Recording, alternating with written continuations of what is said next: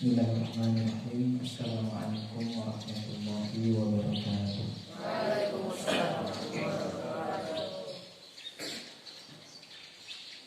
Innal hamdalillah nahmaduhu wa nasta'inuhu wa nastaghfiruh wa nastahdihi wa natubu ilaihi wa na'udzu billahi min shururi anfusina wa sayyiati a'malina. Man yahdihillahu fala mudilla lahu wa man yudlilhu fala hadiya lahu. Asyhadu an la ilaha illallah wahdahu la syarika lahu wa asyhadu anna Muhammadan 'abduhu wa rasuluhu alladzi la nabiyya wa la rasula ba'dahu.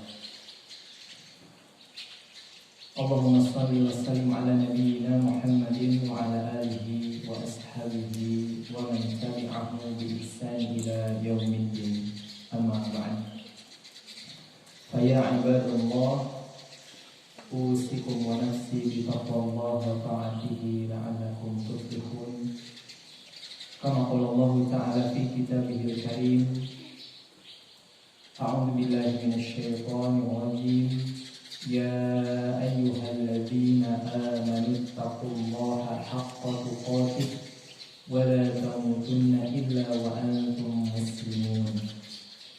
Wa qala Rasulullah sallallahu alaihi wasallam, ittaqillaha haitsuma kunta wa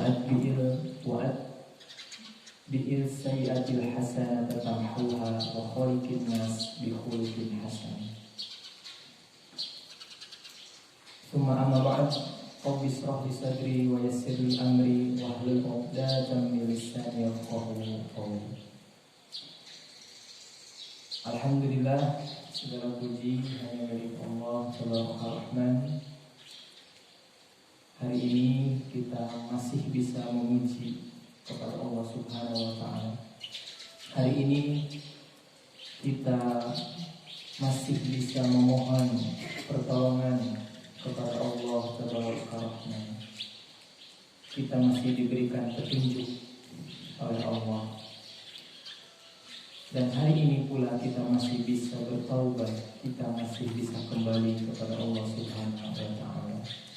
Alhamdulillah, dengan segala rahmat Allah Subhanahu wa Ta'ala, dengan segala kasih sayangnya, dengan segala limpahan rahmannya kepada seluruh makhluknya, termasuk kita, pada hari ini kita dapat bertemu kembali dengan suasana yang berbeda. Masya Allah, alhamdulillah. Tidak asing dengan saya? Tidak? Kenal dengan saya?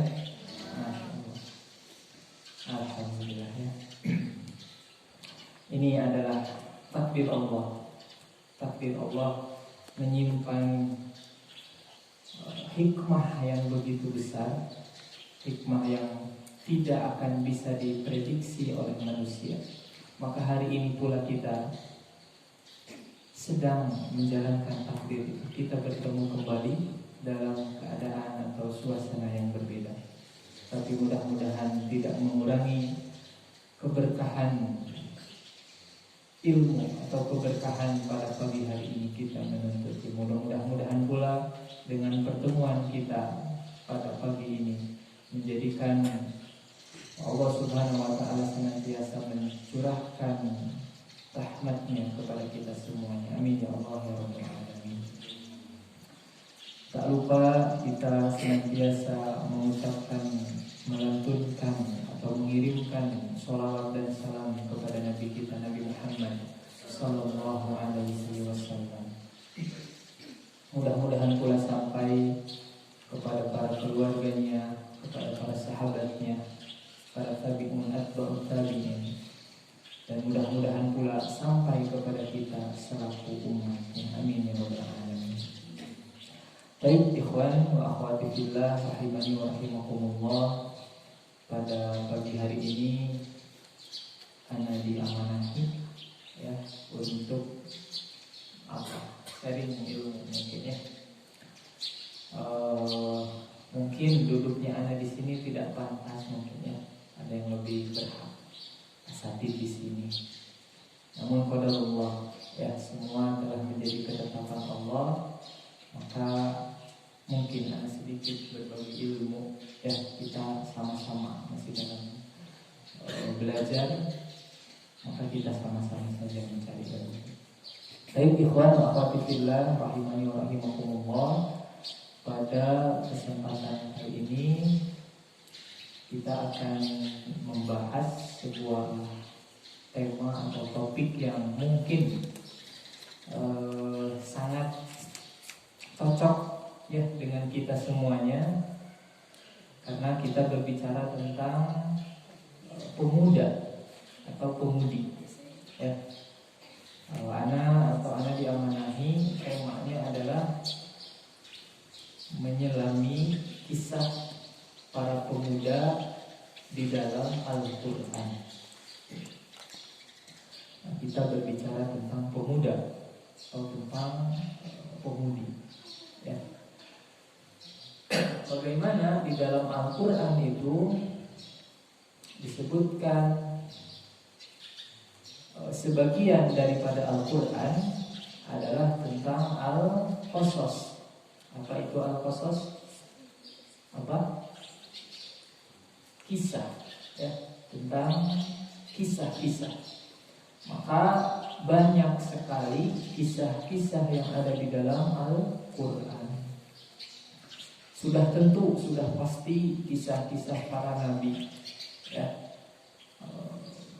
Banyak nabi-nabi yang diceritakan di dalam Al-Quran, ataupun orang-orang solih pilihan ya, banyak di Al-Quran, seperti keluarganya Imran, kemudian Luqman, kemudian Ashabul Kahfi, kemudian apa lagi? Zulkarnain. Banyak ya di dalam Al-Quran menceritakan tentang kisah-kisah. Begitupun kisah-kisah para pemuda. Nanti kita akan coba pilih ya beberapa kisah yang bisa kita ambil hikmahnya. Baik, sebelum kita menuju kepada kisah-kisah pemuda yang ada di dalam Al-Quran, maka kita berbicara dulu tentang pemuda ya. Pemuda atau sama pemudi ya. Kalau pemuda untuk siapa? Untuk laki-laki. Kalau pemudi untuk perempuan. Di sini semuanya pemuda, pemudi. Ya, termasuk saya. Saya masih disebut pemuda atau sudah bukan pemuda lagi? Hah? Oke. Emako itulah ya, remaja kolot. Baik. Ada banyak keistimewaan yang dimiliki oleh seorang pemuda. Karena pemuda itu kalau kita melihat istilah-istilah atau definisi-definisi para pemuda, maka Anda bisa menyimpulkan pemuda itu adalah seseorang yang sedang secara mental, secara fisik itu sedang mengalami pertumbuhan ya. Dan bisa disimpulkan usia pemuda itu ya dalam rentang waktu 10 tahun sampai 40 tahun atau sampai 30 tahun. Nah, itu disebut pemuda. Begitupun di dalam hadis, banyak hadis yang membicarakan mengenai keutamaan pemuda. Salah satu hadis riwayat Ahmad di mana Rasulullah SAW bersabda, "Ya'jabu rabbuk." Sesungguhnya Allah sangat kagum. Sesungguhnya Allah Tabaraka Rahman sangat kagum kepada siapa? Min syabin, kepada pemuda, laisat lahu sobwah, kepada pemuda yang tidak memiliki sobwah. Apa itu sobwah? Sobwah adalah kecondongan untuk menyimpang dari kebenaran. Nah, jadi Allah Subhanahu wa Ta'ala sangat kagum kepada pemuda yang tidak menyimpang daripada kebenaran. Allah menyatakan kekagumannya kepada pemuda atau pemudi tersebut, yakni pemuda atau pemudi yang kecondongannya tidak menyimpang daripada kebenaran. Kemudian di dalam hadis yang lain pula Rasulullah SAW bersabda, mungkin hadisnya masyhur ya, kita banyak mendengar hadis ini. Sab'atun yudhilluhumullahu yaumal qiyamah. Ada 7 golongan ya yang akan mendapatkan naungan dari Allah Tabaraka Rahman. Apa saja 7 golongan tersebut? Di mana fi dhillihi yauma la dhilla illa dhilluh. Ketika nanti di hari kiamat tidak ada naungan selain daripada naungan Allah Tabaraka Rahman. Yang pertama, imamun adil. Golongan yang akan mendapatkan naungan ketika nanti di hari kiamat adalah pemimpin yang adil. Ya, pemimpin yang adil. Kemudian yang kedua, wasyabun nasya'a fi ibadatillah. Yang kedua, yang akan mendapatkan naungan dari Allah Subhanahu wa Ta'ala ketika nanti di hari kiamat adalah pemuda yang tumbuh di dalam kesehariannya, yakni selalu beribadah kepada Allah Tabaraka Rahman. Nah, Rasul menyebut ada pemuda ya yang akan dapat naungan dari Allah Subhanahu wa Ta'ala. Salah satunya adalah pemuda yang tumbuh ya, yang setiap harinya dalam kehidupan sehari-harinya ia menautkan selalu dengan ibadah kepada siapa? Kepada Allah. Kemudian siapa lagi? Warajulun dzakarallah fi khala'in. Kemudian yang ketiga yang akan mendapatkan naungan dari Allah, yakni seorang laki-laki yang ketika dalam kesunyian, laki-laki yang ketika dalam kesepian, dalam kesendirian, fafaradat ainah, ia meneteskan air mata karena takut kepada Allah Subhanahu wa Ta'ala. Itu yang ketiga yang akan mendapatkan naungan dari Allah adalah lelaki yang ketika dalam kesendirian, dalam kesunyian ia menangis karena takut kepada Allah Subhanahu wa Ta'ala. Nah, maka bagi laki-laki tidak apa-apa menangis.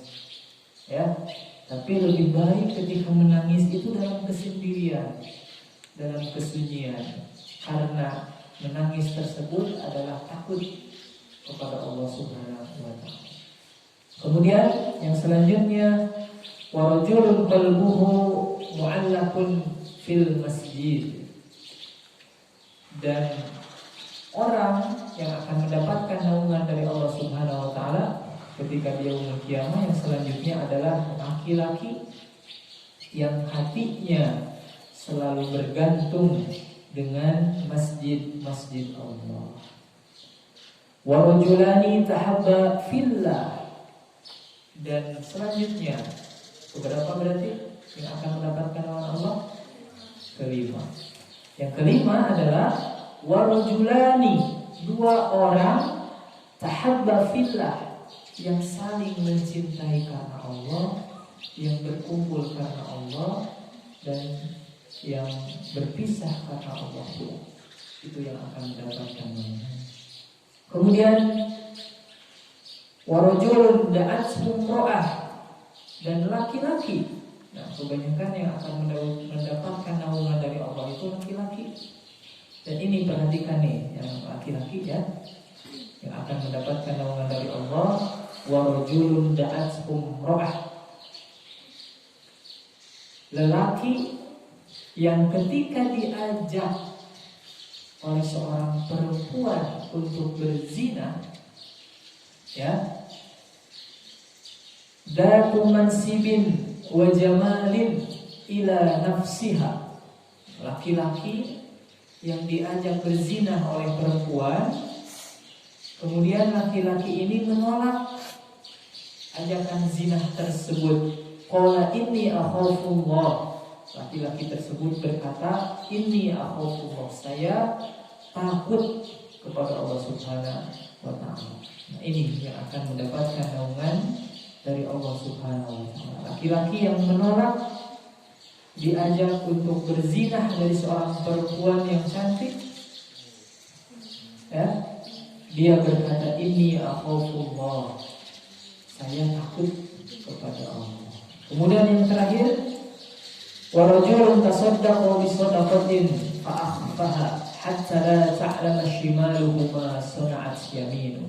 Seorang yang bersedekah, ya, dan ketika bersedekah itu,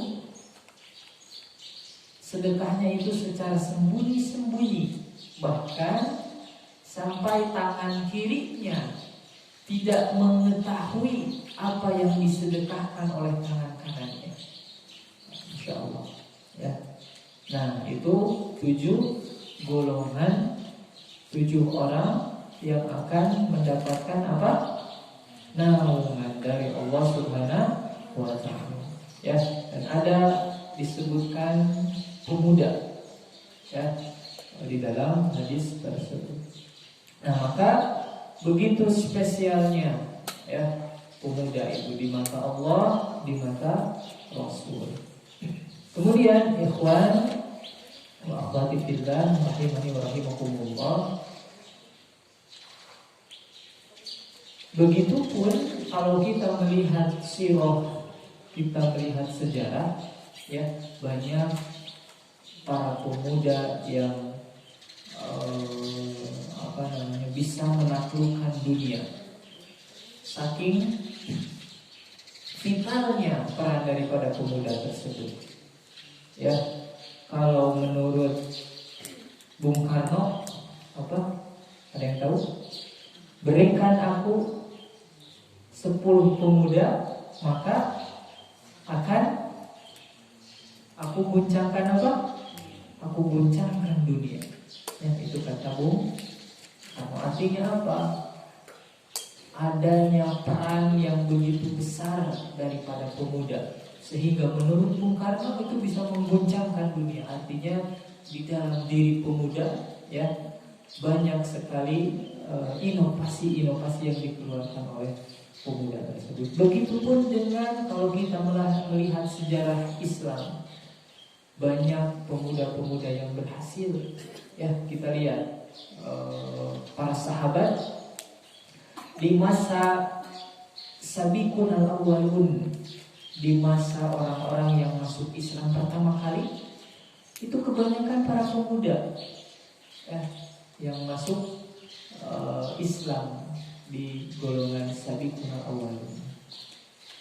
Contoh Ali bin Abi Thalib, Zubair bin Awam, itu masih di usia 8 tahun, ya, masuk Islam. Talhah masih di usia 11 tahun. Kemudian Al-Arqam masih di usia 12 tahun. Ya, mereka menerima cahaya Islam itu di usia-usia pemuda. Dan lain sebagainya. Kalau kita lihat bagaimana Usamah bin Zaid yang ketika di usia 18 tahun sudah memimpin pasukan, ya, sudah menjadi komandan yang anggotanya itu senior-seniornya seperti Abu Bakar, Umar, ya. Usamah bin Zaid masih 18 tahun tapi sudah menjadi komandan, ya, sudah menjadi pemimpin pasukan. Ini pemuda. Kemudian tadi dikatakan Al-Arqam, ya, bin Abil Arqam ketika di usia 16 tahun menjadikan rumahnya itu sebagai madrasah pertama ya bagi umat Islam. Ya, dihibahkan tuh rumah Al-Arqam bin Abil Arqam sebagai pusat pendidikan, sebagai pusat tarbiyahnya Rasulullah kepada para sahabat. Kemudian kita melihat seperti siapa yang menaklukkan Konstantinopel?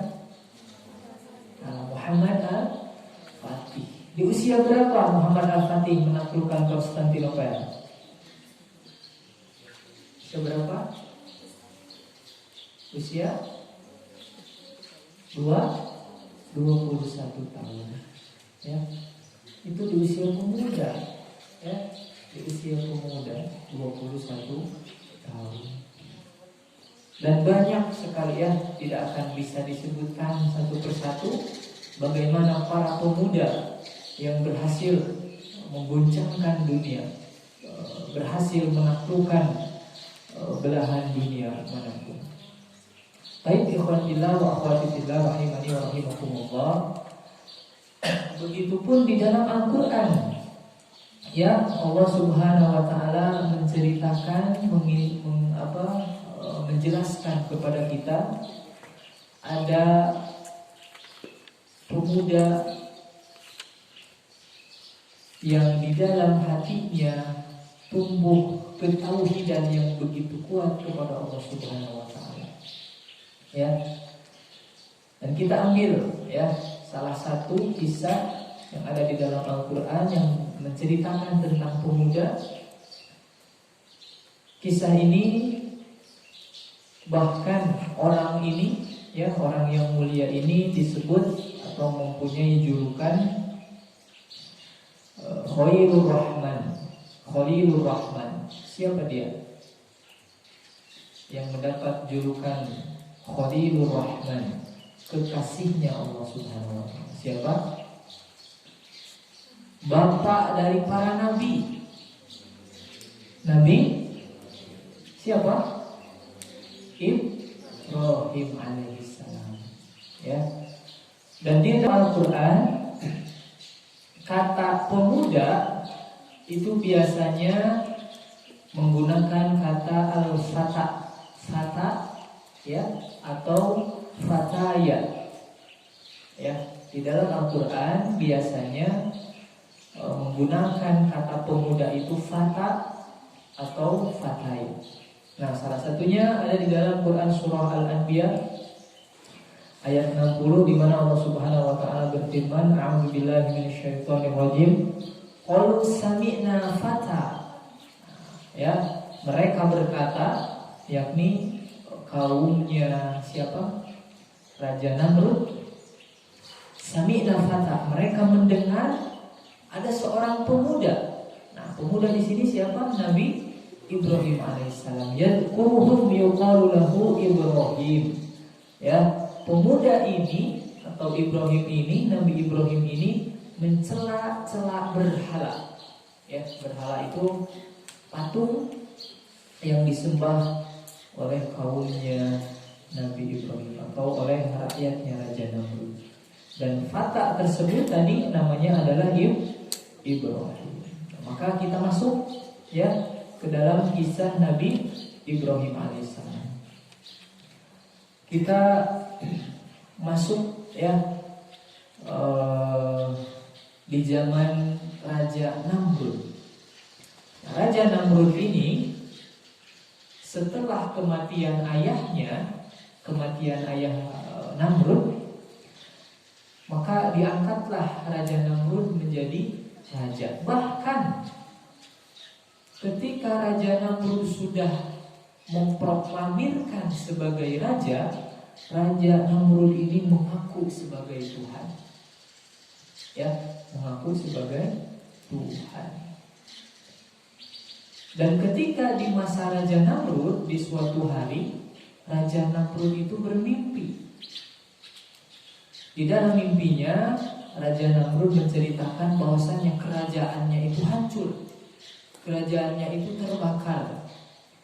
Maka dengan seketika pula ketika Raja Namrud bangun, itu mengumpulkan semua penasihat-penasihatnya, termasuk Azan. Siapa Azan? Siapanya Nabi Ibrahim? Ayahnya.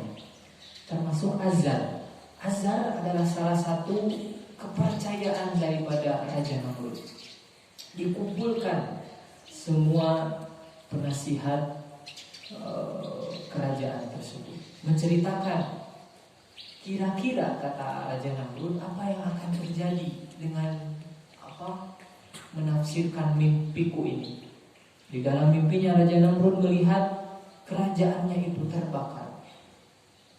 Maka tiba-tiba ada salah satu penasihat yang berkata, wahai Namrud atau wahai Raja Namrud, mungkin akan ada seorang bayi laki-laki yang akan tumbuh kemudian akan menghancurkan kerajaanmu, kata penasihat tersebut. Dan seketika pula Raja Namrud langsung menangkapnya dan langsung menyimpulkan, baiklah, kalau begitu hari ini pula, malam ini pula, kata Raja Namrud, cari ya ke seluruh rakyatnya bayi laki-laki, kemudian bunuhlah. Dan di saat itu pula Azar langsung mengingat bahwasannya sebelumnya istrinya Azar melahirkan Ibrahim alaihissalam. Kemudian Azar langsung menyuruh kepada istrinya itu untuk mengasingkan Nabi Ibrahim pergi ke hutan. Maka Nabi Ibrahim ketika masih bayi dan ibunya pergi ke hutan, dan Nabi Ibrahim hidup di dalam hutan. Dan Allah kasih hikmah, Allah kasih ilmu kepadanya. Maka ketika singkat cerita ya, kalau dijelaskan atau diceritakan banyak pasti tidak cukup. Nah, di dalam kisah tersebut Nabi Ibrahim melihat ya atau mencari kebenaran ya, bagaimana dia gundah ketika menganggap bagaimana mungkin matahari bisa menjadi Tuhan, bagaimana mungkin bulan bisa menjadi Tuhan. Di dalam kisah itu diceritakan, maka ketika Nabi Ibrahim sudah diangkat menjadi nabi oleh Allah Subhanahu wa taala, dan Nabi Ibrahim tidak menunda-nunda dakwahnya. Ya, disebutkan dalam sebuah riwayat usia Nabi Ibrahim di antara 30 sampai 40 tahun. Nabi Ibrahim tidak menunda-nunda dakwahnya, kemudian akan mendakwahi si Raja Namrud tersebut. Ya. Nah, ketika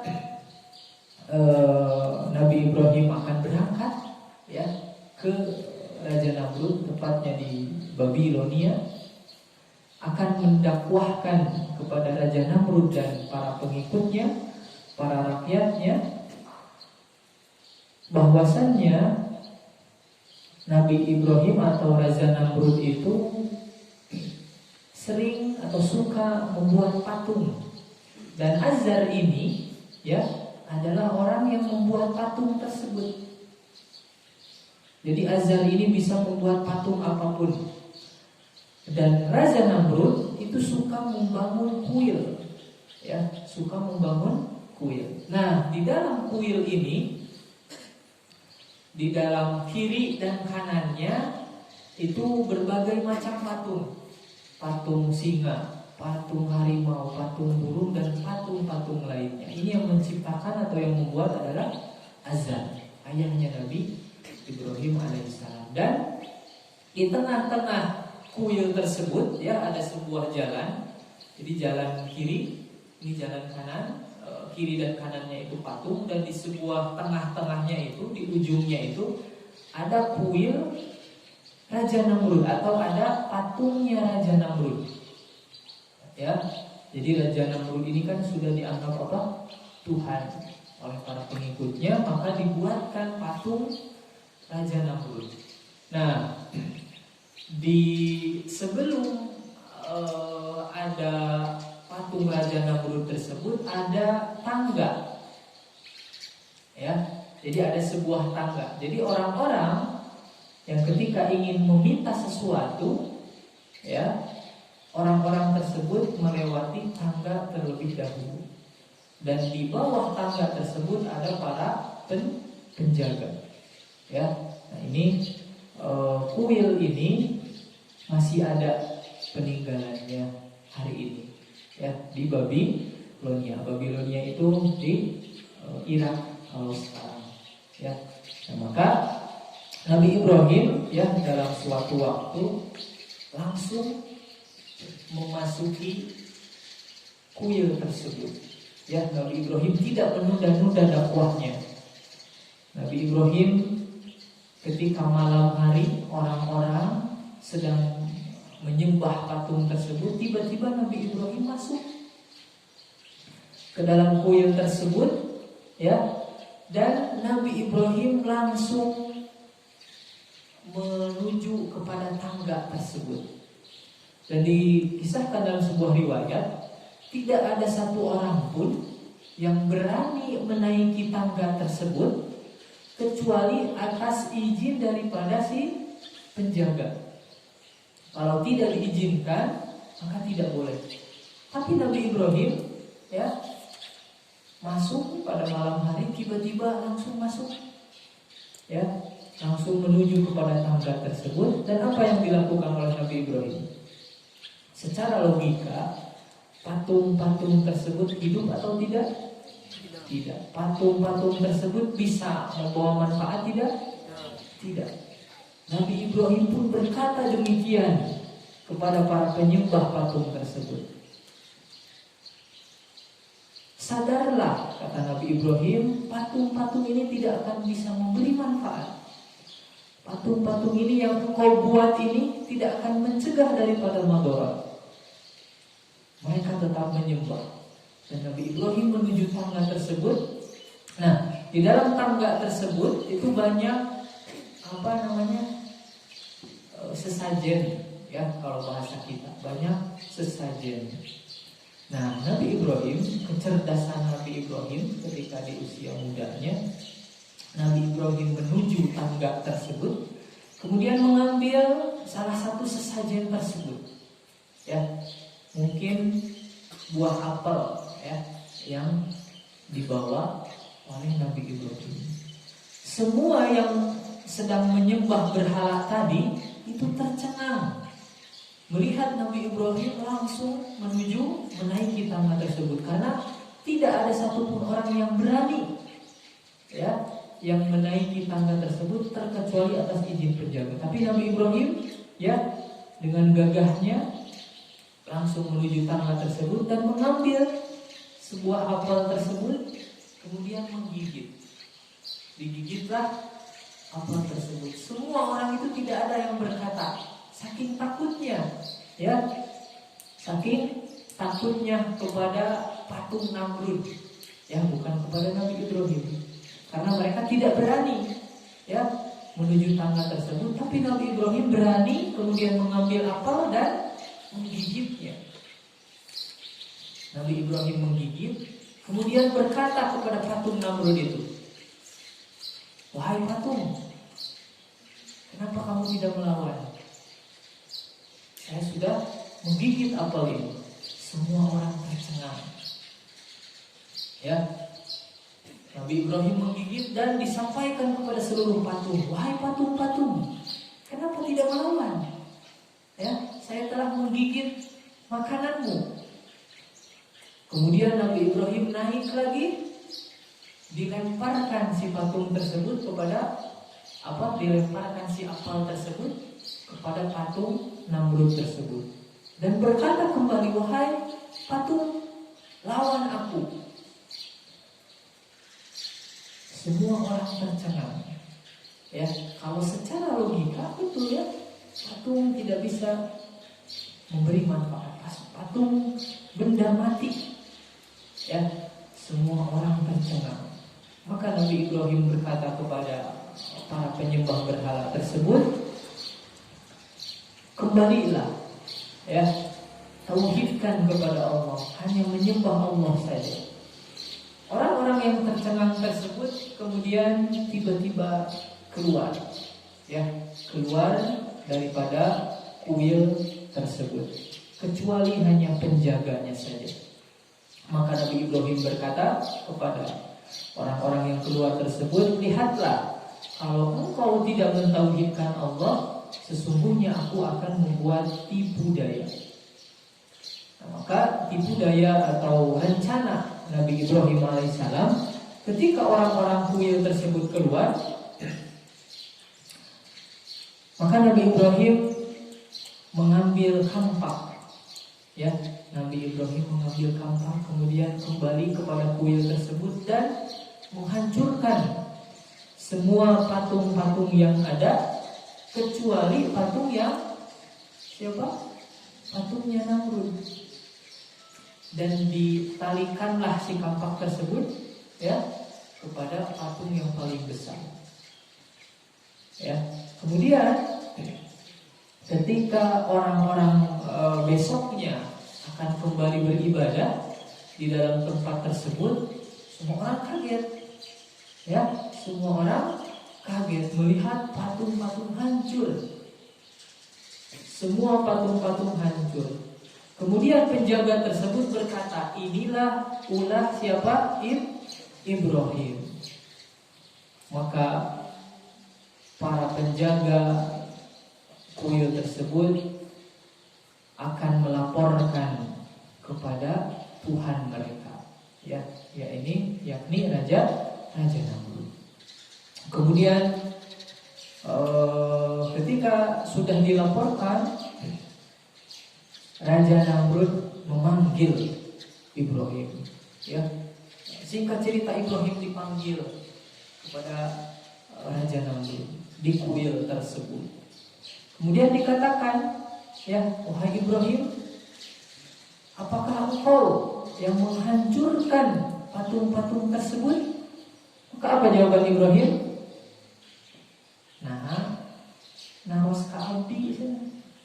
Abdi minta apa nganawan? Tuh tinggal sana, itu kampaknya di mana? Ya, kampaknya ada di mana? Digantungkan di mana? Di patung, ya, di patung yang paling besar atau patung Raja Namrud. Kenapa menyalahkan saya? Kan itu Tuhanmu. Orang-orang gimana? Percaya tidak kepada patung yang paling besar itu? Percaya atau tidak? Mana mungkin katanya patung bisa menghancurkan patung yang lainnya.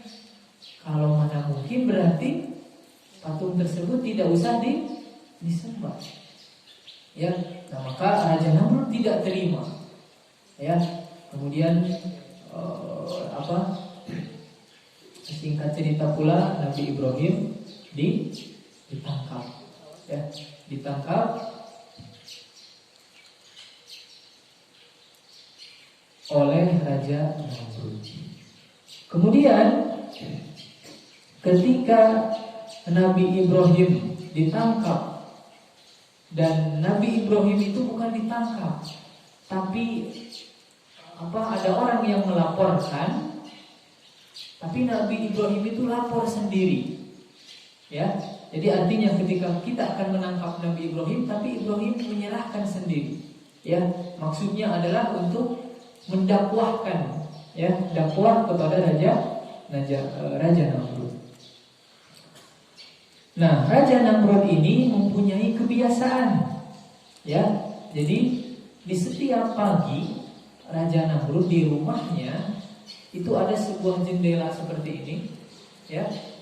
Ketika Raja Namrud membukakan tirai, membukakan hordeng, itu para pengikutnya, para rakyatnya itu sujud, ya, kepada Raja Namrud, termasuk istri dan anaknya, ya, termasuk istri dan anaknya, karena saking sudah dianggapnya Tuhan, ya, oleh para pengikutnya. Nah, ketika di pagi itu Nabi Ibrahim berangkat ke singgasananya Raja Namrud. Dan Nabi Ibrahim ketika yang lainnya pada sujud, Nabi Ibrahim tidak sujud. Ya, Nabi Ibrahim tidak sujud. Maka Raja Namrud aneh, bingung.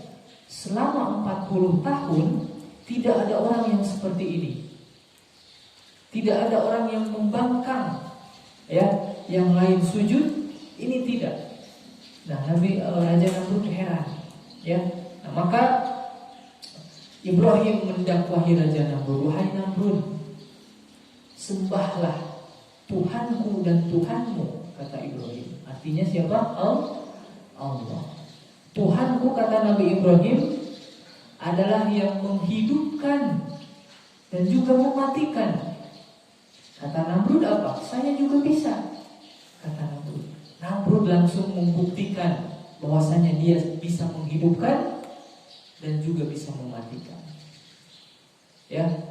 Kemudian Namrud memerintah penjaganya menangkap 2 orang, hadirkan 2 orang. Kata Raja Namrud, aku bisa menghidupkan dan aku bisa mematikan. Kata Namrud, wahai penjaga, yang 2 orang tadi bunuh 1 orang, kemudian yang 1 lepaskan. Kepada Nabi Ibrahim, wahai Ibrahim, lihat, aku bisa menghidupkan dan aku bisa mematikan. Betul tidak seperti itu? Ya, hidup, yang lain dimatikan, yang dimatikan dibunuh, yang hidup dibiarkan pergi. Logikanya sudah cacat. Ya, mana mungkin, ya, makna daripada hidup dan mematikan itu seperti itu. Maka dalam riwayat disebutkan Jibril datang, kemudian kata Jibril, coba berikan umpama yang lain. Nabi Ibrahim memberikan umpama kepada Raja Namrud, wahai Namrud, Tuhanku dan Tuhanmu, yakni Allah, dia bisa menerbitkan matahari, kemudian bisa menterbenamkan matahari. Maka seketika pula Namrud tidak bisa apa-apa, diam.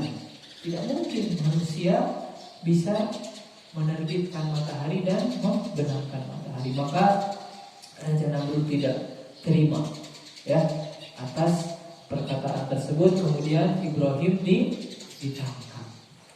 Nah, ketika ditangkap, ketika dipenjara, Ibrahim alaihissalam dipenjara, Raja Namrud dan para pengikutnya atau para penasihatnya memikirkan apa hukuman yang paling kejam kepada Nabi Ibrahim. Maka seminggu mereka rapat, ya, 1 minggu mereka rapat menentukan hukuman apa yang paling kejam kepada orang yang seperti ini. Maka seorang penasihat memberikan usulan, hukuman yang paling kejam adalah dengan cara dibakar hidup. Kemudian Raja Namrud memerintahkan para pengawalnya untuk mencari kayu bakar yang paling banyak, ya, dihadirkan kayu bakar. Bahkan di riwayat disebutkan kayu bakar yang membakar Ibrahim ini bukan kayu bakar seperti api unggun yang kita lihat, ya, hanya segini mungkin ukurannya. Tetapi dalam riwayat disebutkan itu sampai sekitar 17 meter. Coba 17 meter segimana tinggi, ya? Itu kayu bakar ditumpuk-tumpuk, ya, disiapkan oleh para penjaga Namrud yang akan membakar Nabi Ibrahim alaihi salam. Nah, singkat cerita, Nabi Ibrahim dihadirkan, ya. Raja Namrud memerintahkan semua rakyatnya untuk melihat pembakaran hidup-hidup Nabi Ibrahim alaihissalam. Nah, ketika akan dibakar, jadi cara dibakarnya itu Nabi Ibrahim itu dilemparkan, kan tinggi, ya, tinggi. Nabi Ibrahim itu dilemparkan oleh, mungkin bisa disebut itu namanya ketapel, ya, oleh ketapel dilemparkan masuk ke dalam si api atau ke dalam si kayu bakar tersebut. Nah, ketika Nabi Ibrahim dilemparkan, ya, kalau secara logika orang yang terbakar akan teriak tidak? Akan teriak tidak? Pasti akan teriak, apa yang kau mau, aku akan membantumu. Artinya engkau mau aku hancurkan para pengikutnya, aku bisa laksanakan. Engkau mau aku padamkan api, aku bisa laksanakan. Tapi kata Ibrahim tidak. Ya, kalau engkau yang mengabulkan, aku tidak ingin. Tapi kalau Allah yang mengabulkan, aku ingin. Maka doa Nabi Ibrahim adalah supaya diselamatkan, ya, dan didinginkan si api tersebut. Maka Allah mengabulkan dan mendinginkan api tersebut. Maka ketika Nabi Ibrahim dilemparkan masuk ke dalam api unggun tersebut, masuk di dalamnya, Raja Namrud heran, kenapa dia tidak teriak? Ya, kenapa Raja Namrud Ibrahim tidak teriak? Nah, maka pembakaran tersebut selama 3 hari. Ya, pembakaran tersebut selama berapa hari? 3 hari. Nah, di 3 hari tersebut Raja Namrud dan rakyatnya itu berpesta. Ya, dan mereka menganggap bahwasannya Ibrahim pasti sudah menjadi debu. Ya, sudah menjadi debu. Nah, ketika di usia 3 hari tersebut sudah beres, maka si api unggun tersebut, si kayu bakar tersebut dibongkar. Ya, dibongkar dan mereka melihat Nabi Ibrahim itu kaku. Ya, Nabi Ibrahim itu kaku, masih utuh jasadnya, tapi kaku. Maka Raja Namrud mengira bahwasanya Ibrahim mati kaku terbakar. Padahal apa? Ibrahim masih hidup. Ya, ketika dibuka itu perintah Allah kepada Nabi Ibrahim, wahai Ibrahim, pulanglah ke rumahmu dan jangan berkata apa-apa. Itu perintah Allah. Setelah dibuka si api unggun tersebut, Nabi Ibrahim keluar, ya, kemudian kembali ke rumahnya. Orang-orang, bahkan dalam sebuah riwayat disebutkan mereka hampir atau sebagian mereka beriman kepada Ibrahim alaihissalam. Nah, singkat cerita, Raja Namrud memikirkan kok bisa, ya, orang dibakar dengan api yang sangat panas, api yang sangat besar, tapi tidak mati. Maka di akhir hidupnya, ya, Raja Namrud itu Allah kasih azab yang sangat sepele. Apa azab yang diberikan Allah kepada Namrud? Ada yang tahu? Seekor apa? Seekor lalat. Ya, Allah hadirkan azab kepada Namrud di akhir hidupnya, seekor lalat. Jadi lalat, ya, itu masuk ke dalam hidup Raja Namrud, kemudian masuk ke dalam otak. Dan di dalam penelitian sekarang, para ilmuwan membenarkan, jadi si lubang hidung itu lewat belakang itu masuk kepada, ada rongga ke dalam otak. Nah, Raja Namrud, ya, Allah hadirkan satu ekor lalat masuk ke dalam hidungnya, kemudian menembus ke dalam otak. Raja Namrud itu memukul-mukul, ya, memukul-mukul kepalanya sampai apa? Ketika di akhir hidupnya, para penjaganya, para pengikutnya yang setia, ya, yang setia kepada Raja Namrud, menyaksikan akhir hidup daripada Raja Namrud. Ketika Raja Namrud akan sekarat, mati, kemudian tiba-tiba keluar lalat yang tadi masuk itu lewat hidungnya. Para penjaganya berkata, mana mungkin seorang raja yang dengan gagahnya, dengan mengaku sebagai Tuhan, hina,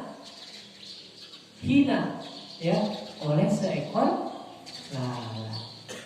Allah hadirkan hikmah Ya, Allah kasih contoh nih, orang yang kufur, orang yang tidak mentauhidkan Allah, Allah hanya kasih lalat, ya, Allah azab saja Namrud alaihi salam.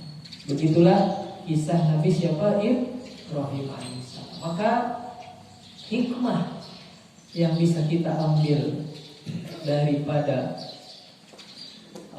kisah daripada Nabi Ibrahim, ya, seorang pemuda yang mentauhidkan, yang mendakwahkan, yang mempunyai keyakinan kekuatan tauhid yang begitu besar, Allah akan selamatkan dia dan Allah hadirkan azab kepada orang-orang yang ingkar, orang-orang yang kufur kepada tauhid kepada Allah Subhanahu wa taala.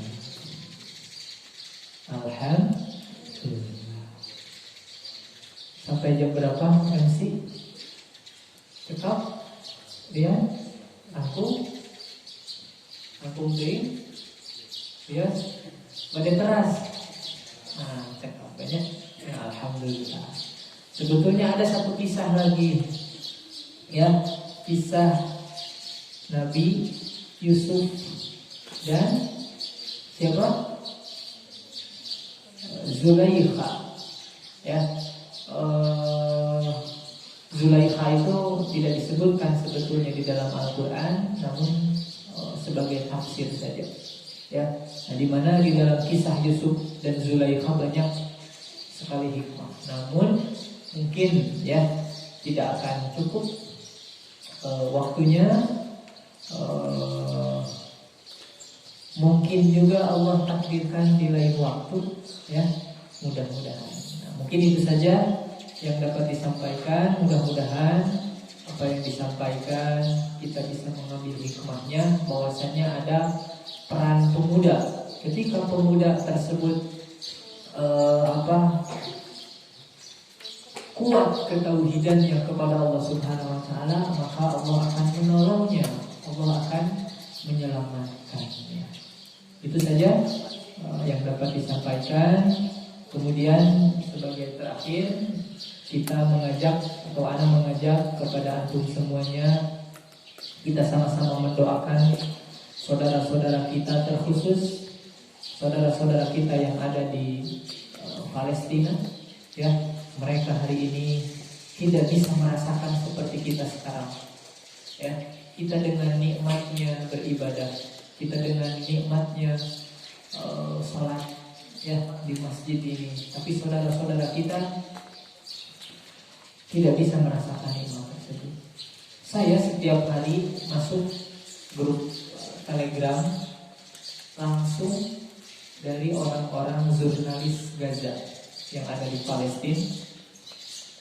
Setiap detik, setiap menit memberikan pesan, banyak sekali korban yang berjatuhan. Data terakhir sudah sekitar 3.200 lebih orang yang syahid, ya, atas kekejaman, atas penjajahan dari Zionis Yahudi. Tapi di sisi lain, pasukan-pasukan Islam banyak pula menewaskan tentara-tentara Zionis Israel. Mereka, para tentara Zionis, mengklaim yang meninggal atau yang mati tentara-tentara mereka itu hanya 2.000. Tetapi pasukan Islam mengklaim bahwasanya yang sudah mati itu lebih daripada 4.000 tentara mereka. Ya, maka kita sama-sama doakan, mudah-mudahan Allah Subhanahu wa taala memberikan ketabahan kepada saudara-saudara kita yang di Palestina.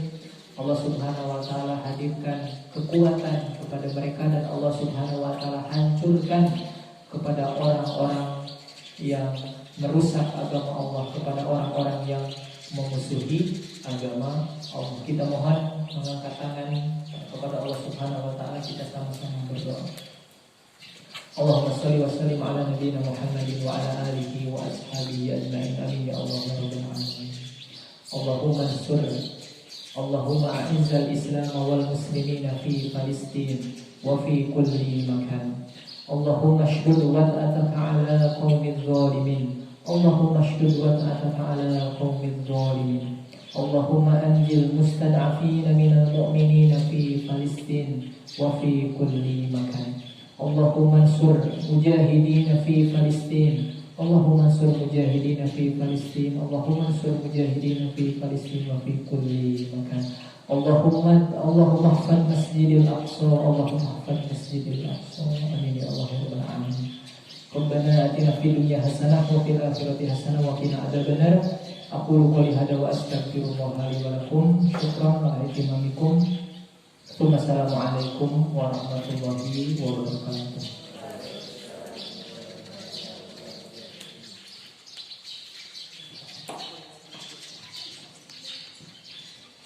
Alhamdulillah, syukur juga semua khairan terus kepada Allah yang telah menyampaikan materinya. Semoga menjadi amal jariah bagi beliau dan menjadi ilmu yang bermanfaat bagi kita semua. Alhamdulillah, acara demi acara kita dilaksanakan. Mudah-mudahan menjadi bekal untuk kita semua agar bisa selamat dunia dan akhirat. Saya selaku pembawa acara pamit undur diri. Terima kasih dan tetap mohon maaf apabila ada perbuatan ataupun perkataan yang kurang berkenan. Itu sesuai dengan doa. Tiga kali kita alhamdulillah, tiga kali dan Allah berfirman. Alhamdulillah.